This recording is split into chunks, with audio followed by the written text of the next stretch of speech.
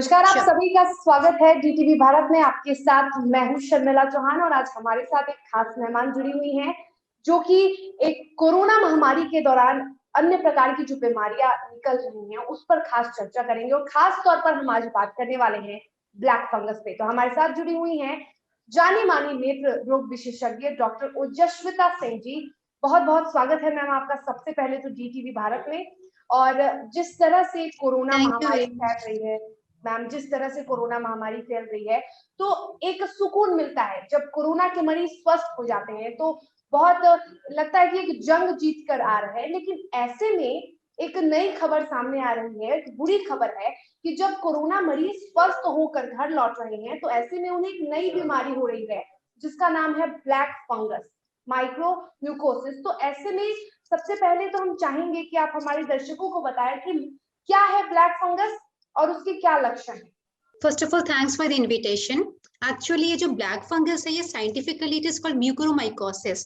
म्यूकोरोमाइकोसिस एक फंगस है जो इम्यूनिटी डाउन होने पे या ब्लड शुगर हाई होने पे पेशेंट्स को अटैक करता है। पोस्ट कोविड पेशेंट्स में एक्चुअली हो क्या रहा है कि ड्यूरिंग कोविड जब पेशेंट्स इन्फेक्टेड रहते हैं तो हमें उनमें स्टीरॉयड्स चलाना पड़ता है और इम्यूनोमॉड्यूलेटर्स चलाने पड़ते हैं टू कॉम्बैट इन्फ्लेमेशन। लेकिन उसके साइड इफेक्ट्स के कारण ब्लड शुगर भी हाई हो जाता है, इम्यूनिटी थोड़ी डाउन हो जाती है and black fungus gets the opportunity attack करने का। बिल्कुल, तो जिसका इम्यूनिटी कमजोर होता है मैम, ये भी कहा जा रहा है कि जिसकी इम्यूनिटी या फिर जो थोड़े बीमार लोग हैं जो डायबिटीज के शिकार हैं उन्हें ये जो बीमारी है वो जल्दी पकड़ रही है। एक्चुअली ये जो मैलिग्नेंसी के पेशेंट्स हैं चाहे जिनमें ऑक्सीजन ज्यादा दिन चला उनमें भी ये दिक्कत है।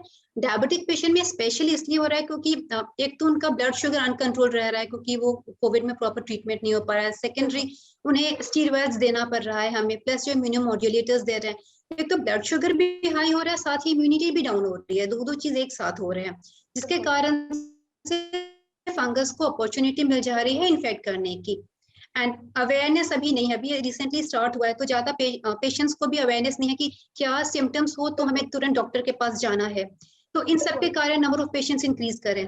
तो जितना ज्यादा पेशेंट्स अवेयर रहेंगे, जितना जल्दी वो आके दिखा लेंगे उतना बढ़िया। अब हम लोग जैसे कोविड पेशेंट्स को डिस्चार्ज करते हैं तो at the time of discharge we tell the patients कि अगर आपको जो सिम्टम्स है म्यूकोरमाइकोसिस के ये सब सिम्टम्स आते हैं तो आप खुद से ना ट्रीटमेंट करें, जितनी जल्दी हो सके डॉक्टर्स को अप्रोच कर लें। तो क्या ये भी कोरोना की तरह ही वायरल है, यानी कि जो म्यूकोरमाइकोसिस से जो ब्लैक फंगस से शिकार हो रहे हैं तो क्या जो व्यक्ति है संक्रमित व्यक्ति है तो क्या इससे दूसरे में भी फैल सकता है कोरोना की तरह? क्या ये भी वायरल है? नहीं नहीं नहीं नहीं, ये वायरल नहीं है, ये इन्फेक्टिव नहीं है। ऐसा नहीं है कि एक पेशेंट को है तो ये दूसरे को पड़ जाएगा। लाइक वायरस ही नहीं, ये एक फंगस है। वो पेशेंट्स में ही अफेक्ट होगा जिसकी इम्यूनिटी डाउन है, ठीक है। ये तो एयर बॉर्न है, लेकिन एयर में ये इसके स्पोर्स हैं, जिसकी इम्यूनिटी डाउन है उनमें ये ग्रो कर गया। जैसे सिम्टम्स अगर आने हैं तो स्टार्ट होता है नोज से। पेशेंट्स स्टार्ट में कंप्लेन करेंगे, अगर इंटेलिजेंट स्मार्ट पेशेंट्स हैं तो उन्हें समझ में आ जाएगा कि नोज एक साइड भारीपन है, स्टफीनेस रहेगा, या एक साइड के जो साइनसेस इन्वॉल्व हैं तो उस साइड फेस में पेन रहेगा, हेडेक रहेगा। नाक से अगर डिस्चार्ज आ रहा है तो वो पुरुलेंट रहेगा, स्मेली रहेगा, ब्लड टेंज रहेगा, ब्लड रहेगा नाक के डिस्चार्ज में। जब वो फंगस आई को अफेक्ट करने लग जाता है उस टाइम में आईज के अराउंड स्वेलिंग आ जाती है, पेन होता है, आईज के मूवमेंट में दिक्कत आती है, आंख थोड़ी सी उभर जाती है in comparison to the other eye, पलक हल्की सी झुक सकती है, देन रोशनी जा सकती है। और ये सब सडन होता है। उसके बाद एक साइड फेस में पेन होगा। अगर वो ब्रेन को अफेक्ट कर रहा है देन उस समय सीजर्स हो सकते हैं, एक साइड वीकनेस हो सकता है, पैरालिसिस हो सकता है, एंड तब ये अदर आई को अफेक्ट करता है। तो एडवांस डिजीज में ये दोनों साइड आई को अफेक्ट करता है। अदरवाइज टू स्टार्ट विद एक साइड का नोस्ट्रिल, एक साइड के साइनसेस, एक साइड का आई पहले अफेक्ट होता है। तो अगर पेशेंट्स अवेयर हैं तो उन्हें स्टार्टिंग में ही पता चल जाएगा कि ये सब दिक्कतें हमें आना चाहिए, तो डॉक्टर्स को दिखा लेंगे। जिस जिस जिस जिस जैसे आपने बताया कि अगर आंखों पे होता है लक्षण तो एक आंख पे अफेक्ट करेगा, नाक पे तो नाक का टू एक स्टार्ट साइड विद एक आंख, पहले शुरुआत में एक आंख। अफेक्ट हाँ होगा। हाँ हाँ, राइट। दांतों में भी इसके लक्षण देखने को मिल रहे हैं, बहुत लोग कह रहे हैं कि दांतों में भी ये साइनस अफेक्ट होगा तो दांत में भी पेन जाएगा।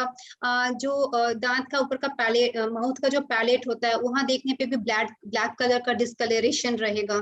जी। ये साइनस के थ्रू नीचे दांत साइड में जा सकता है, ऊपर गया तो आईज को अफेक्ट करेगा। और इसका असर मस्तिष्क पे भी पड़ रहा है, ब्रेन पे भी। ये माना जा रहा है जी कि हाँ। ब्लैक फंगस डायरेक्ट असर कर रहा है, तो ऐसे में कैसे बचा जाए इससे? इससे बचने के लिए है कि सबसे पहले तो अवेयरनेस, अगर पेशेंट अवेयर है और जब ये नोज से स्टार्ट हो रहा है उस समय डिटेक्ट हो जाए तो ये बेस्ट है। अदरवाइज जब आई तक जा रहा है तो भी ये कंट्रोल किया जा सकता है, but once it has entered the brain तो थोड़ा सा टफ हो जाता है।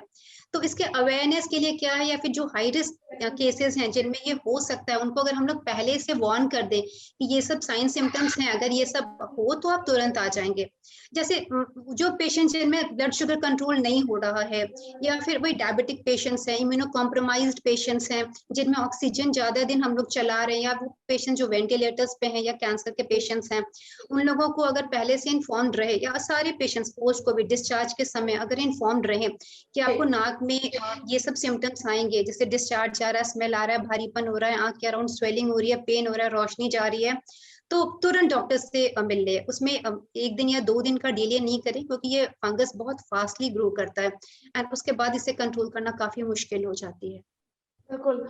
और ऐसे में ब्लैक फंगस से बचने के लिए, क्योंकि कोरोना होने के बाद ही इफेक्ट करता है, तो फिर कोरोना मरीजों को क्या करना चाहिए? क्या कुछ तो ऐसी सावधानियां होती होंगी जिससे बरतने से वो ब्लैक फंगस जैसे इस खतरनाक बीमारी से बच सकते हैं? सही बात है, prevention is always better than cure. अगर पहले से पता है तो बहुत अच्छी बात है। So to start with awareness, so then patients अगर फ्रीक्वेंटली माउथ गार्गल करें तो अच्छा है, बट बीटाडीन गार्गल करे तो बेटर है। एंड बट बीटाडीन नोज में ना डालें। देन अगर नोज में कुछ ड्राई लग रहा है तो वो सलाइन नेजल स्प्रे होता है, वो यूज कर सकते हैं पेशेंट्स। देन अगर भारीपन वगैरह है तो तुरंत आ जाएं, फिर हम लोग MRI वगैरह करके देख लेते हैं कि क्या है, या स्वैब लेके देख लेते हैं कि क्या है। अपना हाइजीन मेंटेन करें, अपनी साफ सफाई रखें। जैसे जो ऑक्सीजन डिलीवरी सिस्टम है उसका जो हम लोग ह्यूमिडिफायर यूज करते हैं, डिस्टिल वाटर, वो फ्रिक्वेंटली चेंज हो। जो ट्यूब्स यूज किया जाता है फॉर द ऑक्सीजन प्रोवाइडमेंट, वो ट्यूब्स फ्रिक्वेंटली चेंज हो या डिस्पोजेबल रहे, तो ये सब चांसेस थोड़े से कम हो जाएंगे। But best part is the awareness, hygiene, cleanliness. मतलब साफ तौर पे अगर देखा जाए तो स्वच्छता की, हाइजीन का ख्याल रखना है, और ऐसे में हाइजीन का जी। ख्याल रखना है, अपना शुगर की मेडिसिन प्रॉपरली लेनी है, डाइट का ख्याल रखना है, ब्लड टेस्ट कराना है। जो स्टीरॉयड्स या इम्यूनोसप्रेशंस लेते हैं पेशेंट्स ड्यूरिंग कोविड, वो डॉक्टर से पूछ के लेना है, ना कि अपने मन से डोज डिसाइड करना है, क्योंकि सब पे वेट के हिसाब से हम लोग डोज देते हैं। तो वो अपने मन से ना लेना है, ताकि ये सब साइड इफेक्ट्स आ जाए। पता चला कोविड से बच गए लेकिन इन सब में फंस गए। अच्छा, ओजस्विता जी, आपसे एक और सवाल है कि ये कोरोना की दूसरी लहर है, और इसके पहले भी कोरोना हुआ था, बहुत सारे मरीज ठीक हुए थे, तो ये अचानक से ब्लैक फंगस जैसी बीमारी कैसे उत्पन्न हो गई? ये लास्ट ईयर भी हुआ था, बट इस बार वो ज्यादा है। इस बार इंसिडेंस कोविड पेशेंट्स के भी तो ज्यादा है, इस बार ज्यादा पेशेंट्स का लंग अफेक्ट हो रहा है। तो सो लॉन्ग ज्यादा पेशेंट्स के लंग अफेक्ट होंगे तो फिर से इम्यूनोमोड्यूलेटर्स, स्टीरॉयड्स हमें देने पड़ रहे हैं, जिसके कारण से हो रहा है। तो अगर नंबर ऑफ कोविड केसेस बढ़ेंगे तो नंबर ऑफ ब्लैक फंगस के केसेस बढ़ेंगे। जितने नंबर ऑफ पेशेंट्स वेंटिलेटर से ऑक्सीजन सपोर्ट पे जाएंगे उतने ज्यादा number of patients black fungus के भी आएंगे। बिल्कुल। तो it's related to that thing only. बिल्कुल। तो जिस तरह से इम्यूनिटी, कोरोना में भी ये कहा जा रहा है कि आप अपनी इम्यूनिटी पे खासा ध्यान दें, इम्यूनिटी को बढ़ाने के लिए जो भी उपाय हैं वो करें, जो भी नेचुरल जो भी चीजें हैं वो उसका सेवन करें, तो ऐसे में इम्यूनिटी बहुत इंपॉर्टेंट है। इसमें भी ब्लैक फंगस के लिए भी, मतलब अगर देखा जाए तो जिस शख्स का इम्यून सिस्टम स्ट्रांग है, ना ब्लैक फंगस उसका कुछ ना कर ब्लैक सकता है, फंगस और ना असर ही देगा ना कोरोना। कोविड असर करेगा। बिल्कुल। Yeah, that's true. बिल्कुल। और ऐसे में क्या, जिस तरह से कोरोना को लेकर भी ये है कि होम आइसोलेट होके लोग कोरोना से जंग जीत सकते हैं, तो क्या ऐसे में ब्लैक फंगस की अगर बात करें तो क्या घर पे रह के ब्लैक फंगस से हम ठीक हो सकते हैं, या डॉक्टर के पास बिल्कुल जाना भी नहीं, जरूरी है? बिल्कुल भी नहीं। ये डॉक्टर्स के पास आना बहुत जरूरी है, क्योंकि है बहुत फास्ट ग्रो करता है। एंड ये जब पेशेंट्स वेट करते रह जाएंगे और लेट से आएंगे तो फिर हमें आईज बचाने का, चाहे नोज या साइनसेस बचाने का टाइम नहीं मिलेगा, फिर हमें वो सब डिब्राइड करके निकालना होता है। तो इसमें पेशेंट्स खुद से केयर ना करें, बस इसमें अवेयर रहे कि हमें ये दिक्कत होगी तो तुरंत आ जाना है। एंड एक्चुअली खाली ऑफ्थैल की टीम नहीं है, इसमें आई के डॉक्टर्स, ईएनटी के डॉक्टर्स, न्यूरोसर्जन्स, रेडियोलॉजिस्ट, पैथोलॉजिस्ट, सब एक मल्टी डिसिप्लिनरी अप्रोच है, team of doctors is required. तो जहाँ हम लोगों को टीम ऑफ डॉक्टर्स की हेल्प करिए तो वहाँ पेशेंट्स खुद से करेंगे तो वो तो सही नहीं है। एंड एक बार अगर आई को अप्रोच कर गया या अगर एक बार वो ब्रेन में चला गया, उसके बाद इट्स हाईली अनकंट्रोलेबल। तो जितना जल्दी पता चल जाए, नोज तक है तभी तक पता चल जाए, साइनसेस है तब तक पता चल जाए, बेटर फॉर पेशेंट्स। और क्या ठीक होने के बाद भी कोई ऐसे लक्षण रहते हैं, क्या कह सकते हैं साफ शब्दों में, सीधे शब्दों में, कि कोई साइड इफेक्ट होता है क्या? यदि ब्लैक फंगस से कोई मरीज स्वस्थ होकर घर लौट रहा है तो क्या उसके भी कोई साइड इफेक्ट होते हैं? ब्लैक फंगस अगर अफेक्ट कर रहा है तो उस एरिया को हमें हटाना होता है। तो ये तो ऑब्वियसली टिश्यू लॉस है, ये तो सही नहीं है। अगर आईज में अफेक्ट हो रहा है, इनिशियली पता चल गया तो ठीक है, अगर हमें लेट पता चलता है तो वो रोशनी जो चली जाती है दैट गोज फॉर एवर, वो फिर वापस नहीं आएगी। तो ये तो सही, तो मतलब बहुत गलत है। जितना जल्दी पता चल जाए हमें उतना बढ़िया है, ताकि हम लोग रोशनी तो बचा सके। आंख रह गई, रोशनी चली गई तो क्या फायदा। एंड एक्चुअली वो सारा ही एक्सेंट्रेट करके हमें निकालना होता है। तो जितना जल्दी पता चल जाए, बस अवेयरनेस हो, जितनी जल्दी हमारे पास आ जाए उतना अच्छा है पेशेंट्स के लिए। तो फिर हम किसी भी अपने शरीर के किसी भी अभिन्न अंग को खोने से बचेंगे यदि हम जल्दी डॉक्टर से संपर्क करेंगे। Eyes are so precious, eyes के साथ तो रिस्क नहीं ले सकते। बिल्कुल बिल्कुल। एंड वो जब ब्रेन में चला जाएगा तब तो वो अनकंट्रोल्ड हो जाएगा। तो जितना जल्दी आ जाए। बिल्कुल। ये सब तभी होगा जब पेशेंट अवेयर रहेंगे। बिल्कुल, जागरूकता बहुत जरूरी है। पता चलेगा पोस्ट जब वो डिस्चार्ज होते हैं उस समय हम लोग उन्हें बताते हैं तो पता चलता है। तो जैसे कोविड के बारे में सब पेशेंट्स, सब लोग जानते हैं, सिमिलरली अभी ब्लैक फंगस के बारे में सब जान जाएंगे। जैसे सिम्टम स्टार्ट होगा वो तुरंत आ जाएंगे। And that is why the number of cases are increasing in hospitals too. Patients को लग रहा है कि ये सिम्टम्स आ रही है तो वो जल्दी आ जा रहे हैं। बिल्कुल। और ऐसे में आपके पास भी, आप लोगों के पास भी बहुत सारे मरीज ऐसे आते होंगे ब्लैक फंगस से ग्रसित। तो सबसे जो कह सकते हैं कॉमन लक्षण, जो आम लक्षण होते हैं ब्लैक फंगस के, वो अभी क्या देखे जा रहे हैं? अगर स्टार्टिंग में पेशेंट्स आ रहे हैं तब तो वो मेनली ईएनटी के नाक के सिम्टम्स लेके आ रहे हैं। लेकिन अगर आईज इन्वॉल्व होके आ रहे हैं, जैसे हम लोग ऑफ्थेल्मोलॉजिस्ट है तो हम लोग के पास आई के सिम्टम्स लेके आएंगे। तो आई के सिम्टम्स लेके आ रहे हैं तो आंख के अराउंड में स्वेलिंग, आंख के अराउंड पेन, देखने में दिक्कत, देन आंख घुमाने में दिक्कत, एक आंख दूसरे आंख से ज्यादा उभरी हुई लगेगी, पलक हल्की झुकी हुई लगेगी, ये सब सिम्टम्स हैं। लेकिन है कि टू स्टार्ट विद स्वेलिंग है, पेन है। बिल्कुल। और ब्लैक फंगस के कारण लोगों की जानें भी जा रही हैं। बहुत सारे ऐसे मरीज हैं जिन्हें बचाया नहीं जा सकता है। बिल्कुल। तो ऐसे में जिस तरह से ब्लैक फंगस ने एक विकराल रूप ले लिया, एक तो कोरोना, और ये भी माना जा रहा है कि ये कोरोना का ही कहीं ना कहीं एक म्यूटेंट है जो ब्लैक फंगस के रूप में आया है। एक्चुअली कोरोना का म्यूटेंट नहीं है, कोरोना एक तो वायरस है, ये एक फंगस है। ब्लैक फंगस एक फंगस है, एक डिफरेंट ऑर्गेनिज्म है। लेकिन यही कि सिंस इम्यूनिटी डाउन हो रही है, ब्लड शुगर हाई हो रहा है, तो ये अटैक करता है। ये पहले भी था, लेकिन अब since more number of covid patients are there, so ये more number of mucormycosis patients are coming up. बिल्कुल। तो ज्यादा संख्या में जिस तरह से कोरोना मरीजों की जो संख्या हो रही है, जो स्वस्थ हो रहे हैं खासतौर पे मरीज, तो वो मरीज अब ब्लैक फंगस का शिकार हो रहे हैं, और ये एक काफी चिंताजनक बात हो गई है। अगर हम बात जी, दैट्स ट्रू। लेकिन वही है कि जैसे डिस्चार्ज हो रहे हैं उस टाइम में ही अगर उनका strict control of blood sugar कर लिया जाए, इम्यूनिटी पे स्पेशली ख्याल रखा जाए, वो अवेयर रहेंगे, तो ये सब चीजें अपने आप कम हो जाएंगी, नंबर ऑफ केसेस डाउन हो जाएंगे। बिल्कुल। मैं वही सवाल कर रही थी, ऐसा क्या किया जाए कि ब्लैक फंगस से रोका जा सके, ऐसी क्या सावधानियां बरती जा सके? खान पान में भी क्या ऐसे कोई बदलाव करने की आवश्यकता है? खान पान में हेल्दी न्यूट्रिशन लेना है, green vegetables, fruits, milk, protein लेना है, सफिशिएंट क्वांटिटीज में रेस्ट लेना है, proper intake of water should be there, then hygiene specially I am telling को अपना साफ सफाई रखे, स्पेशली वो पेशेंट जो वेंटिलेटर्स पे या ऑक्सीजन सपोर्ट पे रहे हैं, चाहे जो लॉन्ग टर्म इम्यूनोसप्रेसेंट्स पे रहे हैं, उन्हें साफ सफाई या गागल्स वगैरह की ज्यादा जरूरत है। जो भी प्रिस्क्राइब मेडिकेशंस है वो प्रॉपर टाइम से ले। हम बात कर रहे थे कि किस तरह से जो ब्लैक फंगस है वो सिर्फ कोविड पोस्ट कोविड मरीजों को ही होता है या फिर आम लोगों पर भी हो सकता है, आम लोगों को भी इसका शिकार होना पड़ सकता है? नहीं, आम लोगों में इम्यूनिटी अच्छी है तो उन्हें इसका शिकार नहीं होना होगा। लेकिन जिसकी इम्यूनिटी कम है या फिर वो गंभीर जिनकी बीमारी से इम्यूनिटी, ग्रसित है। हाँ उनमें तो ये चांसेस रहते हैं। एंड सिंस वो डॉक्टर्स के ट्रीटमेंट में रहते हैं, सो डॉक्टर्स उनका केयर करते रहते हैं कि ये चीज ना हो। ये कोविड में है कि बहुत सारे पेशेंट्स खुद से स्टीरॉयड ले लेते हैं अपने अपने हिसाब से, तो वो प्रॉपर डोज मॉनिटर नहीं कर पाते हैं। कितना एक्चुअली ये वेट के हिसाब से दिया जाता है, तो वो लोग अपने मन से ले लेते हैं।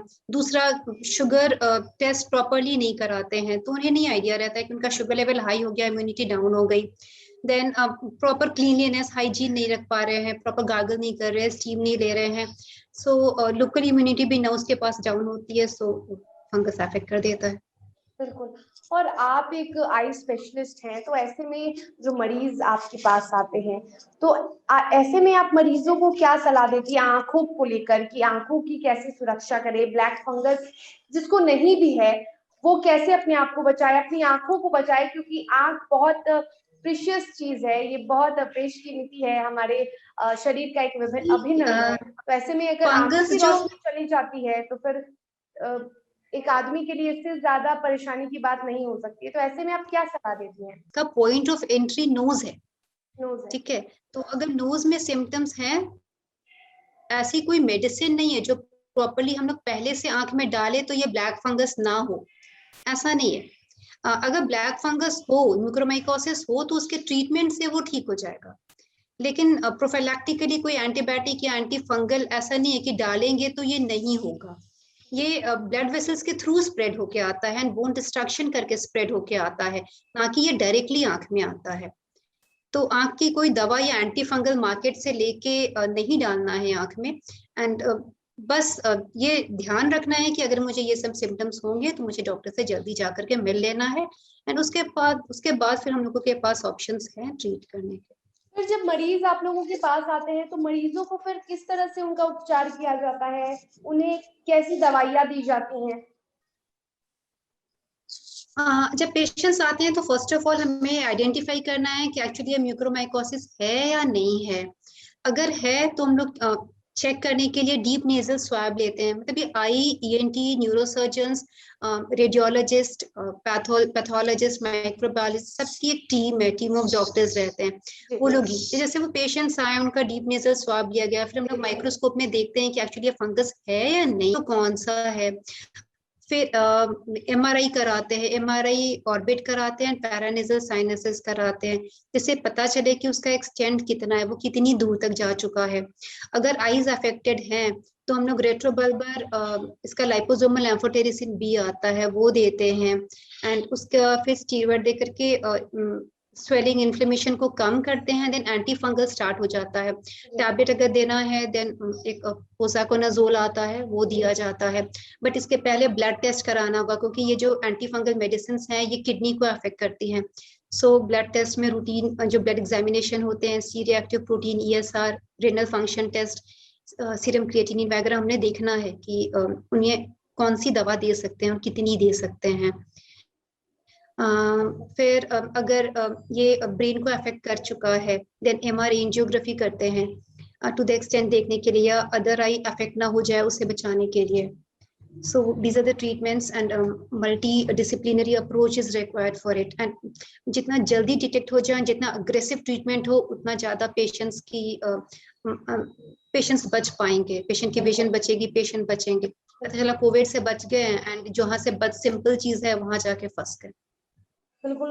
और जो बहुत गंभीर कह सकते हैं कि, और वैसे जब मरीज आते होंगे जो जिनमें कहते हैं ना कि जिसकी समय सीमा बस समाप्त होने वाली, तो बहुत काफी गंभीर हो जाते हैं, तो ऐसे में उनका इलाज कैसे होता है, फिर उनके लिए क्या करना पड़ता है?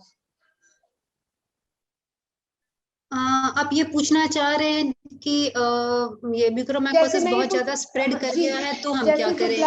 जो ब्लैक फिर फंगस के ऐसे जो मरीज जो काफी गंभीर तरह से वो कह सकते हैं कि ग्रसित हो गए हैं, हाँ, काफी ज्यादा एक्चुअली वो ब्लैक फंगस का प्रकोप हम्म। बढ़ गया है, तो ऐसे मरीजों को सी फिर आप कैसे ट्रीट करते हैं? क्या सी उसमें करना क्या, जैसे पेशेंट की आईज पूरी अफेक्टेड है तो हम चाहेंगे कि पेशेंट बच जाए। एक आंख गई है तो एक्चुअली पेशेंट बच जाए, उसकी दूसरी आंख बच जाए। तो हमें एक प्रोसीजर कॉल्ड एक्सेंटरेशन, मतलब वो पूरा एरिया को हम लोग निकाल देते हैं जहां जहां फंगस है। जो नोज के थ्रू, नोज का साइनसेस, देन पैरानेजल साइनसेस होते हैं, नाक के पास में साइनसेस, वो सारा हटाया जाता है। देन आंख, जो आंख अफेक्टेड है वो पूरी निकाल दी जाती है। वो पूरा एरिया बोन तक हम लोग निकाल देते हैं, ताकि जो फंगस, कोई फंगस, उसका कोई हाइफा कहते हैं, वो रिमेनिंग ना बचे और जी, वो और स्प्रेड ना करे, पेशेंट बच जाए, पेशेंट के ब्रेन तक बिल्कुल, वो ना जाए, and then other eye effect ना हो। तो बिल्कुल, ये सब भी है कि पेशेंट टाइम से आ जाए। एक्चुअली वो ऑलरेडी लेट है, बट नॉट टू लेट, इतना लेट ना हो बिल्कुल, कि समय पेशेंट पे को आना ना बहुत बचाया जा आवश्यक सके। है और खुद को समय पे आना जागरूक। बहुत आवश्यक है, अवेयरनेस बहुत जरूरी है कि क्या होगा तो हम आएंगे, नहीं तो वो पेशेंट सोचेंगे सर्दी जुकाम है ना आए, एंड पता चला वो नाक के थ्रू साइनसेस से आईज तक चला गया, तो फिर थोड़ा टफ है, आईज में भी ज्यादा इन्वॉल्वमेंट हो जाएगी तो फिर आंख बचाना मुश्किल है। बिल्कुल, आँख बचाना मुश्किल है और ऐसे में आप लोगों के लिए, आप डॉक्टरों के लिए कितनी बड़ी चुनौती होगी। एक तो कोरोना काल, वो अपने आप में एक बड़ी चुनौती है, इससे निपटना, और अब ब्लैक फंगस जैसी एक गंभीर बीमारी, ये आप लोगों के लिए कितनी बड़ी चुनौती थी? किस तरह से ये आपने हम इस लोगों के लिए चुनौती भी का सामना न्यू किया? ये हम लोगों के लिए भी न्यू है। अब जो केसेस आ रहे हैं तो अब डिटेक्ट हो रहे हैं, अरे ये तो म्यूकोरमाइकोसिस है। फिर जितना जल्दी टीम ऑफ डॉक्टर्स है, जितना जल्दी उसकी ट्रीटमेंट स्टार्ट हो जाए, हम लोग ईएनटी को रेफर करते हैं, देन न्यूरो सर्जन्स को रेफर करते हैं, वो लोग सब आके देखते हैं कि कितना अफेक्टेड है, कितना एक्सटेंट तक अफेक्टेड है, एंड देन देन उसका ट्रीटमेंट स्टार्ट हो रहा है, एंड देन उसके फॉलो अप सब अलग से।